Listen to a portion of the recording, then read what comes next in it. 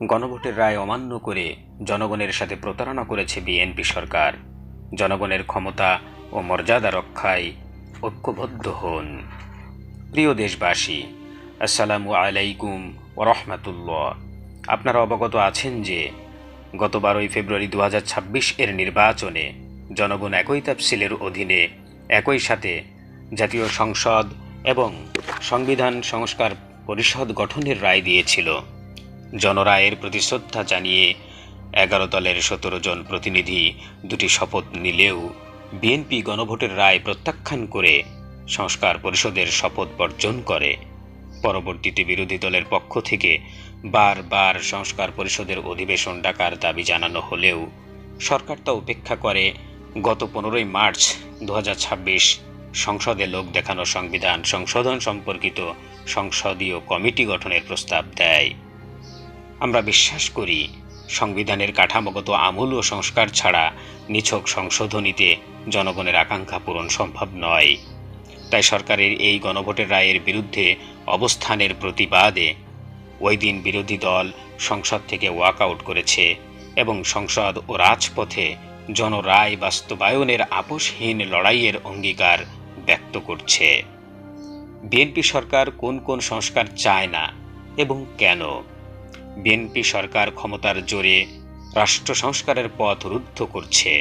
তাদের প্রতিটি পদক্ষেপই আজ জনস্বার্থের পরিপন্থী। জেনে নিন কেন তারা সংস্কার চায় না। 1. গণরায় ছিনতাই।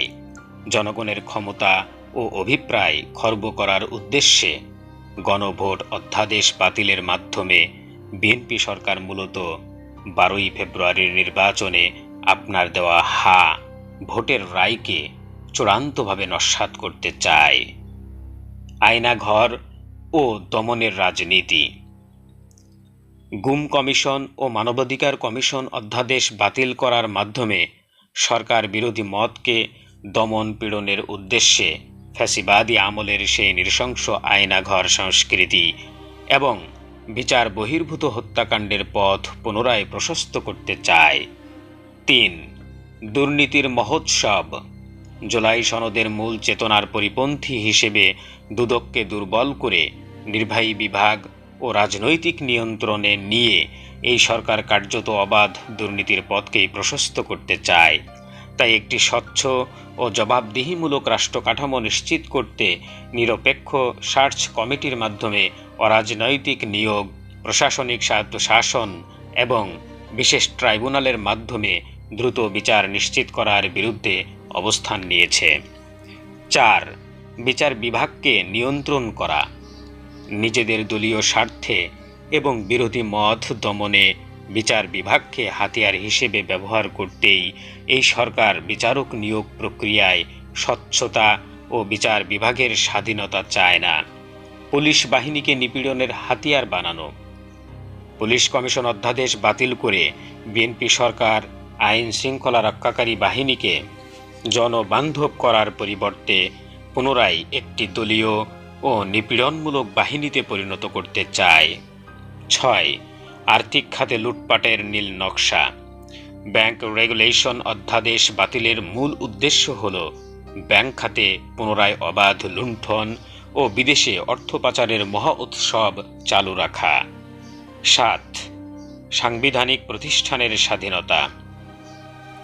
নির্বাচন কমিশন, দুর্নীতি দমন কমিশন দুদক ও পিএসসি সহ সকল সাংবিধানিক প্রতিষ্ঠানে বাছাই ও নিয়োগ প্রক্রিয়ায় এই সরকার নিয়ন্ত্রণ করে সকল সাংবিধানিক প্রতিষ্ঠানকে আজ্ঞাবহ করে স্বৈরতন্ত্র কায়েম করতে চায়। নির্বাচনের আগে সংস্কারের কথা বলে 2/3 আসন পেয়ে ক্ষমতার জোরে সকল স্বাধীন প্রতিষ্ঠানকে নিয়ন্ত্রণ করে দলীয় স্বার্থে ব্যবহার করতে চায়। 8. সার্বভৌমত্বকে হুমকির মুখে ফেলা। একটি আত্মমর্যাদাশীল ও সার্বভৌম বাংলাদেশের পরিবর্তে এই সরকার বিদেশি আধিপত্যকে তোষণ করে প্রিয় মাতৃভূমিকে করদরাজ্যে পরিণত করার চক্রান্তে লিপ্ত। বিরোধী দল কেন সংস্কার চায়?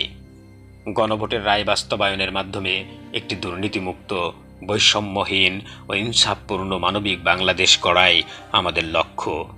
এজন্যে প্রয়োজন রাষ্ট্রের মৌলিক কাঠামোগত সংস্কার। জনপ্রত্যাশিত এই সংস্কার প্রক্রিয়াটি কেবল সংবিধান সংশোধনীর মাধ্যমে সম্ভব নয়, বরং একটি সংবিধান সংস্কার পরিষদ গঠনের মাধ্যমেই তা সম্পন্ন করতে হবে। তাই গণভোটের রায় বাস্তবায়নের মাধ্যমে বিরোধী দল সংবিধানের নিম্নোক্ত কাঠামোগত পরিবর্তন চায়। 1. ফ্যাসিবাদ মুক্ত বাংলাদেশ গঠন।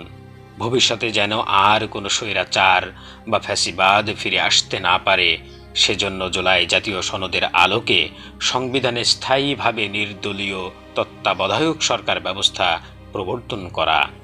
2. ভারসাম্যপূর্ণ সংসদ প্রতিষ্ঠা।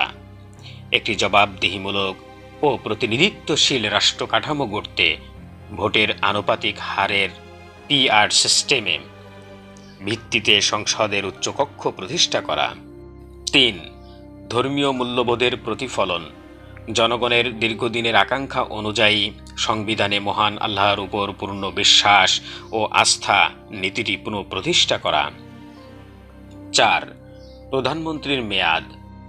ক্ষমতার অপব্যবহার রোধে একজন ব্যক্তির জীবদ্দশায় 10 বছরের বেশি প্রধানমন্ত্রীর দায়িত্ব পালনের সুযোগ বন্ধ করা। 5. ক্ষমতার বিকেন্দ্রীকরণ। শাসন ব্যবস্থায় ভারসাম্য আনতে একই ব্যক্তির একই সাথে দলীয় প্রধান, সরকার প্রধান ও সংসদ নেতা হওয়ার বিধান বাতিল করা। 6. সাংবিধানিক প্রতিষ্ঠানের নিরপেক্ষতা।